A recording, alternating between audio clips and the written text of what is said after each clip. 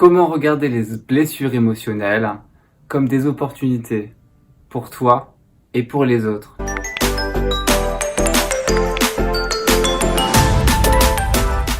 Mais qu'est-ce que sont les blessures émotionnelles?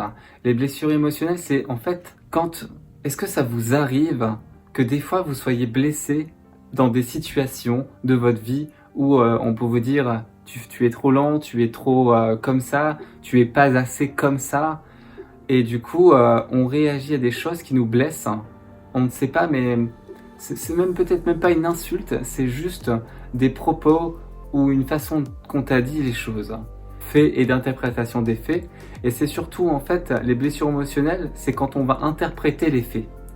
C'est une chance de les avoir, c'est une chance de détecter là où tu peux travailler sur toi-même, là où tu peux mieux communiquer avec les autres. Et pour comprendre les autres, tes blessures, c'est une opportunité. Tes blessures, c'est une chance. Et quand tu comprends qu'en fait, toutes les blessures que tu as à l'intérieur de toi, c'est pas vraiment des blessures, c'est des boussoles en fait. C'est des boussoles qui t'indiquent, ah, et ben là c'est quelque chose qui me touche, là c'est quelque chose qui me blesse, là c'est quelque chose qui blesse cette personne. Je le comprends pas, je le vois pas, moi ça me blesse pas, mais lui ça le blesse, lui ça le détruit. Maintenant tu comprends et tu peux voir avec tes yeux, et maintenant tu peux peut-être faire quelque chose pour cette personne, pour cette situation. L'ego qui va interpréter la situation par rapport à nos blessures émotionnelles et du coup nous donner une image de ce qui se passe et de ce qu'on pense, que la personne pense de nous par exemple. Mais justement dans la compréhension de ces blessures émotionnelles, ça va vous permettre de mieux se comprendre et de mieux comprendre les autres pour enfin avancer, être bien parce qu'on a envie d'être bien, on a envie d'être positif et on a envie d'avancer. Il y a 5 blessures émotionnelles. La blessure d'abandon. La blessure d'abandon avec le masque du dépendant. Ce qui va rechercher et ce qui va pouvoir soigner cette blessure, c'est une autonomie en fait. Parce que la blessure d'abandon, c'est quelqu'un qui va toujours chercher l'amour à l'extérieur de lui. Et en fait, il va, pour pas qu'il soit abandonné, pour pas qu'il vive ces situations d'abandon, il va donner beaucoup aux autres. Il va pas respecter ses propres besoins. Il va penser aux besoins des autres avant les siens. Et il va porter plus d'attention à l'extérieur qu'à lui-même. En fait, il veut donner beaucoup. Je te donne beaucoup. Comme ça, tu vas pouvoir me rendre ce que je te donne. Tu vas pouvoir ne pas m'abandonner. Et je veux surtout pas être abandonné. Du coup, je vais te donner tout ce que je peux te donner pour que ça me revienne. Mais il y a un problème aussi. C'est que on cherche constamment sur la blessure d'abandon l'amour à l'extérieur. Alors qu'au final, il faut une part d'autonomie pour prendre sa responsabilité car l'amour est à l'intérieur de toi et ça c'est la blessure d'abandon qui va donner beaucoup, qui va penser aussi que les autres sont égoïstes parce qu'il n'y aura pas de retour. Parce qu'à force de donner sans que les autres te réclament, et ben les autres en fait s'en vont en fait. C'est totalement l'inverse. On connaît plein de situations comme ça où des fois quand on donne trop à une personne, trop d'attention à une personne, il y a des gens en fait qui disparaissent autour de nos vies. Il y a des gens qui partent parce qu'on en fait trop des fois.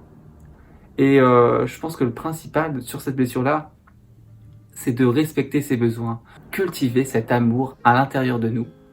Donc, s'aimer. La blessure de rejet avec un masque du fiant, c'est une blessure en fait où quelqu'un qui est très maigre, un peu recroquevillé sur lui-même comme ça, un peu peut-être les bras croisés, les jambes croisées. C'est un petit peu comme si on voulait rentrer à l'intérieur de nous-mêmes et toujours être recroquevillé. C'est quelqu'un qui veut prendre très peu de place en fait, qui veut clairement s'effacer et c'est aussi des personnes, par exemple que quand vous êtes avec elle dans cette pièce, vous sentez qu'il n'y a pas vraiment de présence en fait. C'est une personne qui arrive à se rendre très facilement invisible aux yeux des autres. Et surtout, ce qu'il veut pas, c'est afficher sa personnalité, c'est se montrer. C'est quelqu'un qui va cacher ses émotions, qui va aussi détourner, parce que masque du fuyant, il va fuir les émotions. La troisième blessure, ça sera l'humiliation. Avec le masque de masochiste, pour soigner cette blessure, il faut qu'on ait une estime de soi en fait. On n'a pas d'estime de soi dans cette blessure, Et souvent, ben, on a honte en fait. Notre ego nous est là quand on a honte, on sent qu'on est blessé. On sent du coup qu'on est diminué et on se sent aussi, on compense beaucoup avec la nourriture par exemple, parce que c'est des personnes qui ont tendance à prendre un peu de poids. Et, et ça, c'est comme si on essayait de cacher un petit peu, on comblait cette blessure par des choses, par des sens, par de la nourriture, par une addiction. Et c'est ça qui va faire que bah, ces blessures se renforcent. C'est souvent des personnes qui vont se diminuer eux-mêmes, mais ils vont surtout se diminuer et en fait ils vont toujours se mettre dans des situations qui les valorisent pas forcément. Ils vont préférer se saboter pour ne pas échouer, pour ne pas que les gens leur disent t'as fauté, tu as pas réussi à faire ça. Ils vont se saboter le travail pour se dire t'as vu, j'avais raison, ça marchera pas. J'ai pas d'estime de moi, je m'aime pas. Je m'aime pas. Il faut vous estimer les gars. Il faut que vous vous estimiez parce que c'est sûr, vous pouvez le faire. C'est juste que votre ego continue sur ce cheminement-là et c'est des blessures qui sont dans votre enfance. C'est des blessures que vous avez vécues. Mais c'est des blessures que maintenant vous pouvez comprendre. De comprendre que grâce à ça, aux choses que la vie nous apporte, on va pouvoir grandir grâce à ça. La blessure de trahison avec le masque de contrôlant. Une personne qui va toujours vouloir contrôler les choses, contrôler les situations, contrôler les gens, contrôler ses émotions pour être fort, parce qu'il est fort. Il est fort, ce contrôlant. Mais surtout, ce qu'il a besoin, en fait, ce contrôlant, c'est de lâcher prise. C'est de pas forcément prendre le contrôle sur les gens qui vous entourent, parce qu'à force de contrôler les gens vont partir. Les gens vont pas avoir de loyauté envers vous. Et ce qu'il désire profondément, ce contrôlant, quand on est de la loyauté envers lui, c'est qu'on lui soit fidèle. C'est un petit peu ça au niveau des jalousies. C'est qu'en fait, si je suis contrôlant et que je suis jaloux, je vais vouloir contrôler les gens autour de moi. Et cette personne, je vais vouloir la contrôler. Mais en la contrôlant, je vais lui restreindre, comment dire, sa liberté. Et du coup, qu'est-ce qui se passe quand tu restreins la liberté de quelqu'un ? Au début, peut-être que tu vas y arriver, mais à un moment donné, ça va pas le faire. Ça va pas le faire parce que tu as besoin d'être libre. Il a besoin d'être libre et on a besoin d'être libre. On a besoin de lâcher prise. De lâcher prise. Et là, quand tu lâches prise, en fait, ça sera 1000 fois mieux pour toi. Mais déjà, il faut savoir identifier là où tu essayes de prendre le contrôle. Tu vas prendre le contrôle de cette situation parce que tu as peur de quelque chose. T'as peur qu'on t'abandonne, t'as peur qu'on fasse ça. Donc le contrôlant, c'est quelqu'un qui va prendre de la place dans un groupe, qui va vouloir mener un groupe, qui va être quelqu'un de spécial dans un groupe, qui va sortir du lot et qui a envie de clairement imposer son avis avant pour qu'on le suive. Il veut contrôler les situations qui l'entourent, que peu importe ce qui se passe. Il va s'imposer avant les autres. Comme ça, il va pouvoir choisir pour lui, pour éviter aussi ce qu'il n'a pas envie de faire. C'est qu'à force de contrôler les choses, c'est qu'il n'a pas confiance aux autres. Il va toujours être à l'affût. C'est comme cette personne qui est jaloux. J'ai pas confiance, j'ai besoin de contrôler la vie des gens, les choix des gens, parce que j'ai pas confiance en eux. Du coup, je veux absolument contrôler les gens et je n'ai pas de confiance. Et du coup, la confiance, ça se mérite. Il y a un retour. Je te fais confiance, tu me fais confiance. Et on avance. Donc, lâchez prise aussi sur ça pour être bien avec les gens qui vous entourent et détecter les moments où vous essayez de contrôler les choses. Pour le contrôlant, la morphologie du contrôlant, pour un mec, ça va être des épaules assez larges qui seront plus larges que son bassin. Et pour les filles, ça sera l'inverse. Ça sera des épaules plus fines et le bassin plus large. Et la blessure d'injustice. La blessure d'injustice avec le masque du rigide, donc un masque qui montre pas grand chose et qui est très à faire attention aux petits détails, très perfectionniste. Et lui, ce qu'il a besoin, ce rigide, c'est de flexibilité. C'est d'être flexible, c'est de laisser aller les choses comme ça. C'est un petit peu comme le lâcher prise, mais là, ça sera la flexibilité. C'est ce qu'on attend du rigide.